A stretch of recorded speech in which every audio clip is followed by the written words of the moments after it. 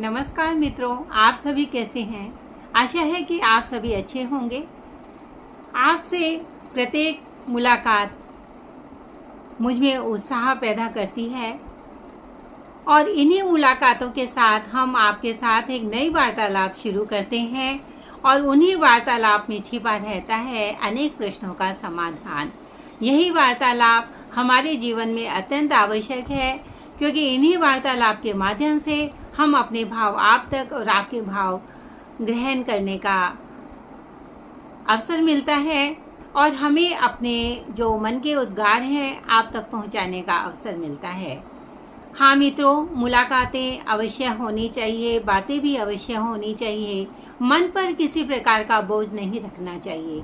मन का बोझ हमें हमारे शरीर को दूषित करता है, हमारे विकास में अवरुद्ध पैदा करता है और हमारे मन मस्तिष्क पर भी इसका बुरा प्रभाव पड़ता है। किसी भी प्रकार का मन में द्वेष, छल, कपट इत्यादि हमारे जीवन को दूषित करता है, अनेक रोगों की तरफ लेकर जाता है। यदि हमारा मन निर्मल है, परोपकार के भाव हैं, तो हम निश्चय ही शांति और सुख का अनुभव करते हैं, जिससे हमें देखकर दूसरों को भी शांति और खुशी का अनुभव होता है। तो प्रयास करें, हमारे जीवन की सुख शांति हमारे ऊपर निर्भर है। योग को अपनाएं। योग से तन और मन दोनों स्वस्थ रहते हैं, जिससे हमारे मुख की कांति बनी रहती है और हमारे व्यवहार के द्वारा, हमारे आचरण के द्वारा हम लोग अच्छा वातावरण तैयार कर सकते हैं। हाँ मित्रों, बच्चों को भी इसी प्रकार अनुशासित जीवन की दिशा दिखानी चाहिए। बच्चों का जीवन एक कोमल मिट्टी के समान होता है। जैसे संस्कारों में उन्हें ढालेंगे, वही संस्कार उनमें रोपित होंगे और वही आगे बढ़ जाकर उनका भविष्य निर्धारित करेंगे। आज की पीढ़ी अनुशासनहीनता की तरफ जा रही है। उसका एक कारण है बचपन से उन्हें सही दिशा का निर्माण न करना। उनके जीवन की दिशा को यदि बचपन से ही हम लोग सही बातों में, सही क्रियाकलापों में ढालेंगे, उनके जो विकास की गति है उसको हम बढ़ने देंगे, रोका टोकी कम करेंगे और उनके जो प्रयास हैं उनमें हम उनका सहायता बनेंगे, उनकी सहायता करेंगे। यदि किसी बच्चे का ड्राइंग करने का मन है तो उन्हें drawing copy, colour, pen, brush इत्यादि उपलब्ध करवाएं, न कि डांट कर चुप करवाएं कि नहीं अभी तुम्हारे मतलब का नहीं है। ये सर्वथा अनुपयोगी चीज़ें, बातें हैं जो बच्चे के मन मस्तिष्क को पीछे धकेलती है, उसे पतन की ओर ले जाती है। बच्चे का मानसिक और शारीरिक विकास किशोरावस्था में होता है, जिससे उसके मन में अनेक प्रवाह, अनेक आवेग उथल पुथल मचाते हैं।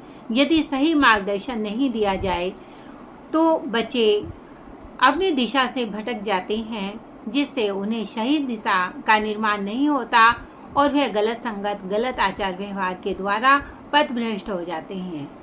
अभिभावकों का भी कर्तव्य है कि वह बच्चों को प्रेम पूर्वक वातावरण दें और यह शिक्षा बचपन से ही उनमें रोपित करें। अच्छी अच्छी कहानियाँ सुनाएं, अच्छे प्रेरक प्रसंग उनके सामने रखें। बड़े बुजुर्ग जो घर में हैं उनका सम्मान स्वयं भी करें, जिससे कि बच्चे जो देखेंगे वही सीखेंगे। यदि हम बुजुर्गों की सेवा, उनका कहना मानते हैं, उनकी जो भावनाएं हैं उनका आदर करते हैं, उनकी देख रेख करते हैं, तो बच्चे भी अवश्य ही आपके परिवेश में ढलेंगे और स्वयं ही आपका भी वह सम्मान करना सीखेंगे। बच्चों की जो अवस्था होती है, युवा अवस्था, किशोर अवस्था, उसमें हम लोग उसको कोई कार्य नहीं सौंपना चाहते कि अमुक कार्य वह बिगाड़ देगा, अमुक कार्य नहीं कर पाएगा। यह सोच ही सर्वथा गलत है। कोई भी बच्चा या कोई भी व्यक्ति सभी कार्य कर सकता है, बस उन्हें अभिभावकों का साथ चाहिए होता है। उनका जो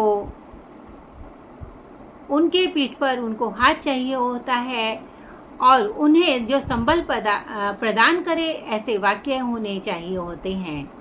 यदि अभिभावक ही दोषपूर्ण दृष्टि से अपने बच्चों को देखेंगे तो बच्चों में वह आत्मविकास नहीं आएगा, बच्चे उन्नति की तरफ नहीं जाएंगे।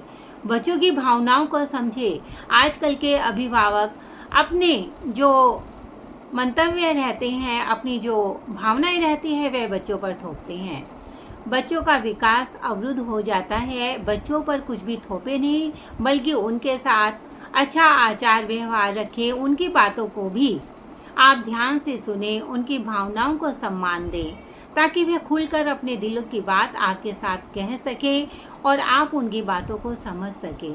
क्योंकि बच्चे विकास की तरफ जा रहे होते हैं, वह समय उनके लिए बहुत ही स्वर्णिम दिवस के रूप में आगे आता है। कुछ वह अवस्था ऐसी ही होती है कि संकुचित मनोदशा रहती है, वह अपने भाव माता पिता के साथ या किसी के साथ नहीं कह पाती है। लेकिन उनका अभिभावकों का मार्गदर्शन उन्हें प्रेरणा के रूप में उनके साथ यदि रहता है तो वह हंसी खुशी एक अच्छा मार्ग अपने लिए बना सकते हैं। संतुलित व्यवहार रखना अभिभावकों का पहला कर्तव्य है। अभिभावक बच्चों के ऊपर दोषारोपण न करें, क्रोधित ना हो और उनकी बातों को सम्मान दें।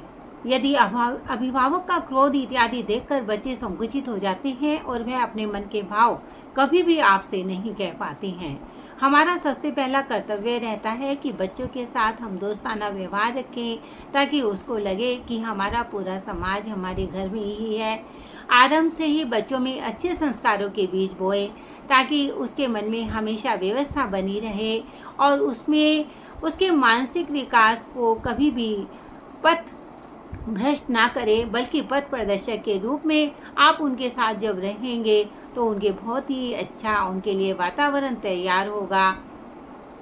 और अभिभावकों को सतर्क रहना चाहिए कि उनके निर्माण में वह किस प्रकार सहयोग दे सकते हैं। हमेशा बच्चों के भविष्य के निर्माण में अभिभावकों का बहुत महत्वपूर्ण स्थान रहता है। मित्रों, अभिभावक यदि स्वयं दिशा निर्धारित ना कर सके बच्चों के लिए, तो बच्चों का साथ अवश्य दें, बच्चों को समझाएं कि यदि काफ़ी बातें ऐसी रहती है कि अभिभावक किसी कारणवश अपने जीवन में आगे तक नहीं जा सके ऊंचाइयों तक, तो उसके लिए उन्हें ग्लानि युक्त होने की कोई भी आवश्यकता नहीं है, बल्कि बच्चों का मार्गदर्शन करके वह कमी को पूरा कर सकते हैं।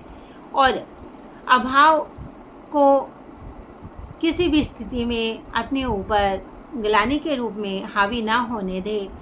अभाव कोई दिशा निर्धारण नहीं करता है।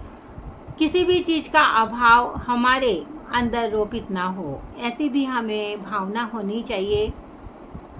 क्योंकि अभाव तो आजीवन मनुष्य को खलता ही रहेगा, कचोटता ही रहेगा। कभी किसी चीज़ का अभाव तो कभी किसी चीज़ का।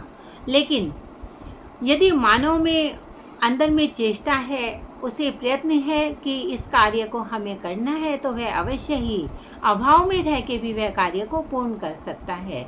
हाँ मित्रों, किसी भी कार्य को पूर्ण करने के लिए हमारे में लगन होना चाहिए, परिश्रम होनी चाहिए, संस्कार होने चाहिए। मुख्य है संस्कार। यदि हम संस्कारों के साथ मार्ग में बढ़ते हैं तो वही संस्कार विनम्रता, संयम, सहनशीलता, आदर, परोपकार, अनेक ऐसे गुण हैं जिसका हम अपने में समावेश करें। और जो पीछे गई हुई बातें हैं जिनको भूलना जरूरी है तो उन्हें भूलें, क्योंकि गया हुआ समय कभी लौट कर नहीं आता। मित्रों, गए हुए समय को भूलना सीखें, आगे का रास्ता प्रशस्त करें, आगे का द्वार खोलें, उसकी सीढ़ियों पर कैसे चढ़ा जाए ऐसे मार्ग को बनाएं। क्योंकि पीछे जो गया हुआ समय है उससे एक सीख ले सकते हैं, मगर उन्हीं गलतियों को बार बार दोहराते रहना हमारे आगे के जीवन को भी अवरुद्ध करता है, जो बहुत ही घातक परिणाम जिसके आ सकते हैं। क्योंकि कभी भी गया हुआ समय, सभी के जीवन में कभी कभी ऐसा समय आ जाता है कि लाभ हानि, जय पराजय, सुख दुख सभी ने झेला है, मगर उसका मतलब यह नहीं है कि उसको गठरी बांध कर अपने सिर पर रखें और उसी बोझ को ढोते ढोते हम आगे ज़्यादा दूर तक नहीं चल पाएंगे।